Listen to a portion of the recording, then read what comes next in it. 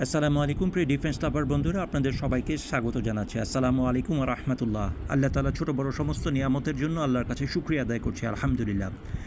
দেখুন, ইরান এবং ইসরায়েলের যুদ্ধে দুনিয়াবাসী অবাক হয়ে দেখলো যে ইসরায়েল আসলে কিছুই করতেছে না, বা দেখে মনে হচ্ছে যে ইসরায়েল কিছুই করতেছে না। ইসরায়েল কোনো ব্যালিস্টিক মিসাইলই ব্যবহার করেনি, অথচ ইসরায়েলের কাছে আছে দুনিয়ার সর্বশ্রেষ্ঠ ব্যালিস্টিক মিসাইলগুলির মধ্যে একটি, জেরিকো 1, যেটির পাল্লা 500 কিলোমিটার, জেরিকো 2, যেটি নিউক্লিয়ার ওয়ারহেডযুক্ত, এর পাল্লা 1000 থেকে 1500 কিলোমিটার, জেরিকো 3, এর পাল্লা 2000 কিলোমিটারের চাইতেও বেশি। কিন্তু ইসরায়েল এগুলি একটিও ব্যবহার করেনি একটি বারের জন্য। ইরান ব্যালিস্টিক মিসাইল ব্যবহার করে গেছে। ইরানের কাছে ব্যালিস্টিক মিসাইল ছাড়া আর কিছুই ছিল না বলতে গেলে। ইরানের সমস্ত জিনিসগুলিকে আগেই ধ্বংস করে দেওয়া হয়েছিল, বা ইসরায়েল সেটাতে সক্ষম হয়েছিল, যে কারণে ইরানের কাছে তখন বিমান প্রতিরক্ষা অথবা যুদ্ধ বিমান বলতে আর কিছুই ছিল না।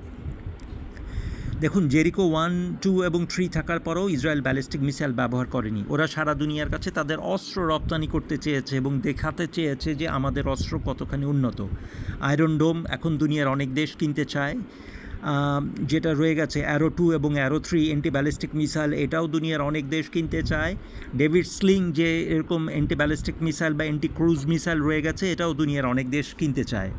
অর্থাৎ আমাদের কাছে হয়তো বাইরের দিকে অনেকের কাছে মনে হয়েছে, বা অনেকেই হয়তো মনে করেছেন যে ইসরায়েল দুর্বল, বা এরকম ইসরায়েলের খুব বেশি ক্ষয়ক্ষতি হচ্ছে। আসলে মূল ব্যাপারটি তা নয়। অনেক পত্রিকা হয়তো তাদের টিআরপি রেটিং বাড়ানোর জন্য এরকম বলেছেন, কিন্তু ইসরায়েল সারা দুনিয়াকে দেখিয়েছে যে তাদের অ্যান্টি ব্যালিস্টিক মিসাইল ক্ষমতা কতখানি সক্ষম, এবং তারা এতে সফলও হয়েছে। এবং যেটা দুর্ভাগ্য বা সৌভাগ্য, যেটাই বলি না কেন, যার জন্যই হোক না কেন, ইসরায়েলের যেরকম ক্ষতি হয়েছে তেমনি ইরানের 16 জন প্রথম সারির শীর্ষস্থানীয় জেনারেল এবং 25 জন পরমাণু বিজ্ঞানী মারা গিয়েছেন। তো এখানে বললাম যে শত্রু আপনাকে তার সমস্ত সমরাস্ত্র দেখিয়ে দিবে এমনটা না। সারপ্রাইজ হিসেবে অনেক কিছু তার ভাণ্ডারে জমা করে রাখতে পারে, ছোট দেশও রাখতে পারে। যেমন ক্যাম্বোডিয়া MLRS দিয়ে যেভাবে থাইল্যান্ডের উপর আক্রমণ চালিয়েছে, হয়তো থাইল্যান্ডও এর জন্য প্রিপেয়ার ছিল না।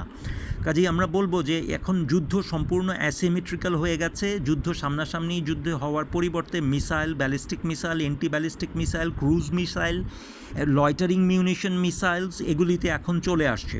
কাজেই বাংলাদেশের এখন তৈরি হওয়া অত্যন্ত জরুরি দরকার।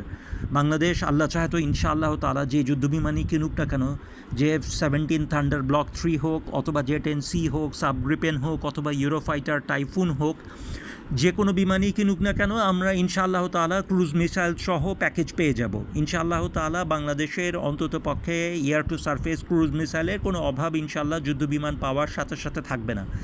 বাকি হলো ব্যালিস্টিক মিসাইল। এটির ব্যাপারে আপনাদের সাথে বিস্তারিত কথা বলতে চাই। সালাম।